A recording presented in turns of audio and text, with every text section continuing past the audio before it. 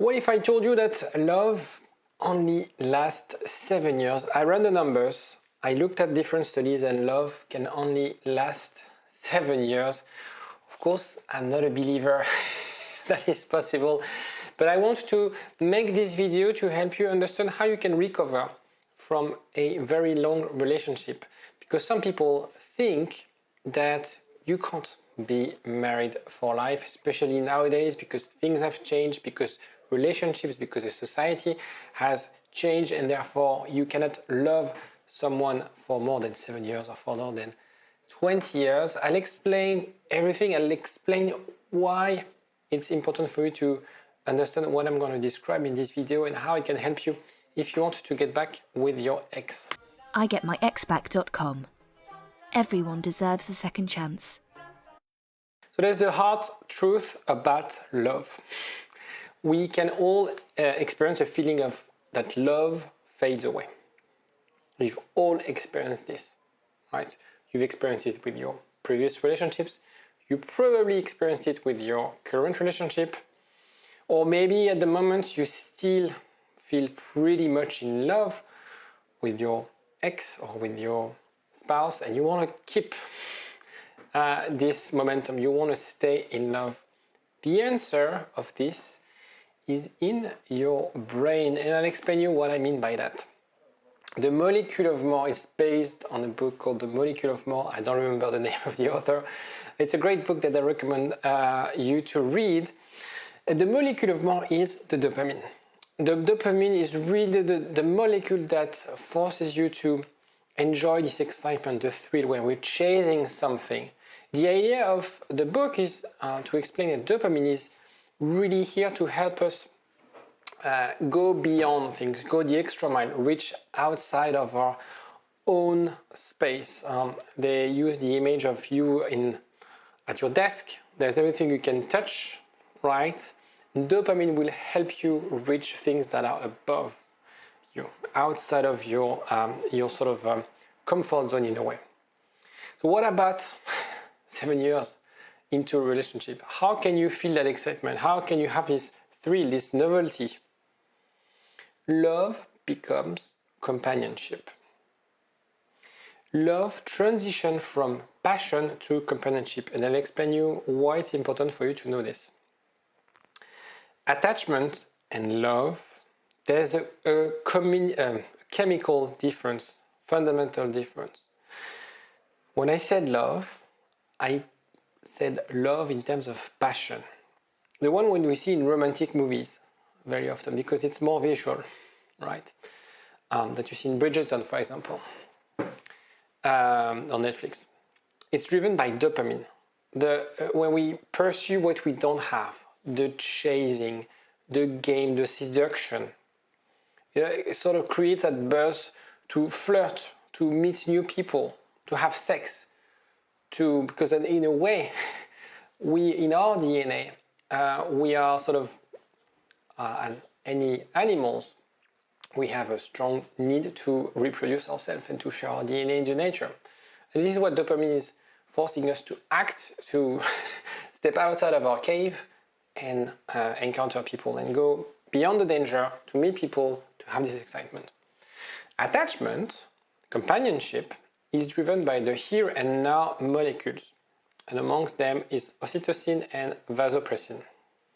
It's basically enjoying what you have, the here and now. Dopamine is the future, the excitement, the mystery. Here and now is really about what I have. Okay, so it's very different dynamics. The problem with long relationships is that you have no dopamine left. It's a bit like a drug, and as you consume, you don't have any stock left. Dopamine gets us interested. We encounter new things, we discover new things. But it fades away at some point. It will fade away mechanically. And so we need to find a way to enjoy our partner in a different way. And it's very important, and it's crucial. That's a crucial point. A long relationship is a choice. We say in English, falling in love, in the sense that it's not something we choose. we fall in love. We have this burst of like he or she is the one, but we haven't really decided. Whereas like when we transition from love to companionship, we decide, we make the conscious decision as I want to grow old with that person. It's fundamental for you to understand this. And so love last 7 years? When we talk about love, as I said, we talk about passion. Adventures becomes every day and we feel like bored sometimes. And we discuss about, I'm going to give you some practical counseling tips at the end of the video. And we're going to address this. I took my partner as granted. I was too complacent. I'm going to help you address this point. And so compassionate love versus passion grows over time. Whereas like the dopamine, the passion fades away, compassionate love actually grows over time, which is actually good if you think about staying with your spouse forever. But you have to trade things. You have to trade excitement for intimacy. I'm not talking about sex, I'm talking about how we can connect at a deeper level. You need to trade anticipation for satisfaction. You need to trade the fact that you're driven to explore things versus being happy with what you have. It's very different dynamics, very different mechanics. And some people, we all sort of wired in the same way. But as you grow, you have to understand that we all, if you want to create something sustainable, you can't be always looking for more. That's the point of the book, is if you consume things, alcohol, pornography, anything in your life, there will always be more, especially nowadays. If you want to consume content, if you want to consume things, everything is accessible and you'll have the ability to consume more. But that wouldn't provide a sustainable way for you to be happy. It's going to be the contrary. So it's finding the right balance between excitement and between being satisfied.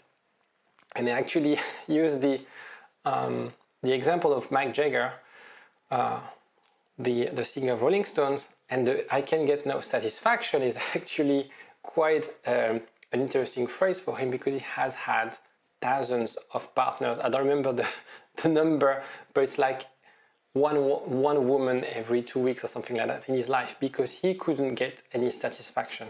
Okay?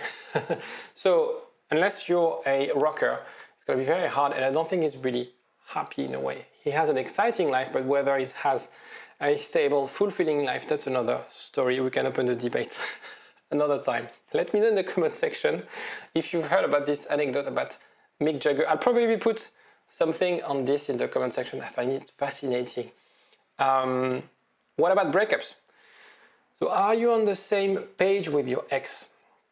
Maybe your ex was just in that dopamine chase, and now that things are more serious, you want to commit more. That's not exactly where he or she's at, and they are not ready to do this trade that we discuss. You know, maybe they were chasing about this passionate relationship, not ready to settle. And when it comes to intimacy, the real question is really about, because as we grow as a couple, how can we grow in, at a deeper level? How comfortable were you or him to approach this phase of intimacy? I'm not talking about sex, I'm talking about how can you grow and discuss deep things, our fears, our insecurities, our projects in the future, what do we want in life, what we don't want, all these kind of things that you don't discuss on the first date, obviously. But after you've been together for 1, 2, 3 years, depending how old you are, depending on what you want in life, in your phase, in which stage in your life you're at. Have you had the ability, do you have the ability to discuss this with your partner? Do you feel there's friction? Do you feel like he's withholding? Maybe he's avoidant or she's avoidant and he or she's struggling to discuss this. Maybe you're avoidant like myself and you struggle to address this and to speak about things, right? And that could create friction. That could create the conditions for one of you guys to decide to end things because you don't understand each other. Advice from a counselor. 3 slides on this. First one is communication is key. you'll see every time communication. Because you need to understand your partner's expectation. And it's the fact that they don't want to commit is not necessarily about you. And a lot of people calling me, a lot of my clients, they really feel bad about themselves. They have really low self-esteem after a breakup because they feel rejected and they feel like he or she decided to end things because I'm not good enough. That's not the point. It's just that because their partner was not ready to commit, because they didn't want to transition to that phase of love to companionship. And maybe you were more in terms of what you want to do and more ahead of them. It's not about you. Definitely not about you. And so I would advise you to get some help to understand your true worth. Maybe if you feel really low in terms of self-esteem, maybe you feel a lack of confidence, reach out to me and I'll be able to help you reflect on those things, because it's really sometimes a very strong belief that it's hard to destroy in a way, because that's what we want to do. And also understand that what you want. Because when we are low in terms of confidence, we accept everything. And we end up in relationships that don't actually make us suffer rather than building us up or making us happy long term. I'm talking about long term here. I took her or him for granted. It has little to do with dopamine, so don't mix what I discussed with this phenomenon. This I took my ex for granted is more about how you failed to tune into your ex's desire or needs. You failed to be more empathetic. Maybe you didn't have enough opportunity to spend quality time. You didn't create, you didn't secure those times in your diary to spend time with your spouse. You failed to act as a team, taking decisions together, collaborating, all these kind of things. You failed to do that. And as a result of that, you became roommates, you became friends, people that live together, but not a couple.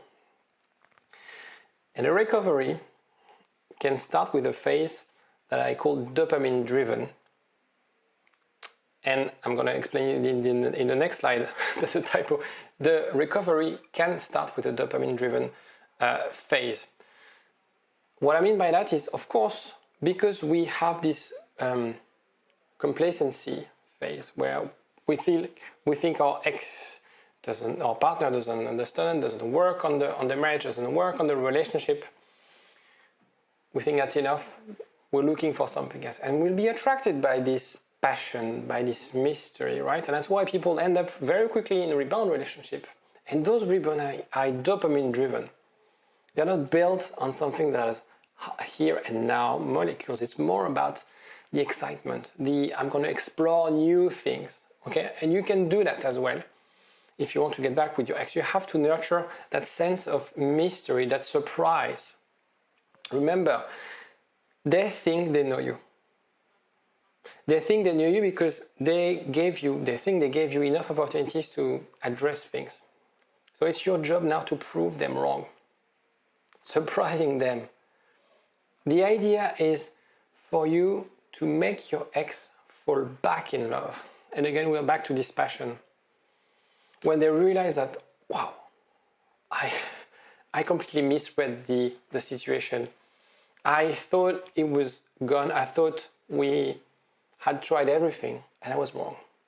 And now I'm ready to fall back in love, because never forget that if you had something special, your ex will always want you to succeed.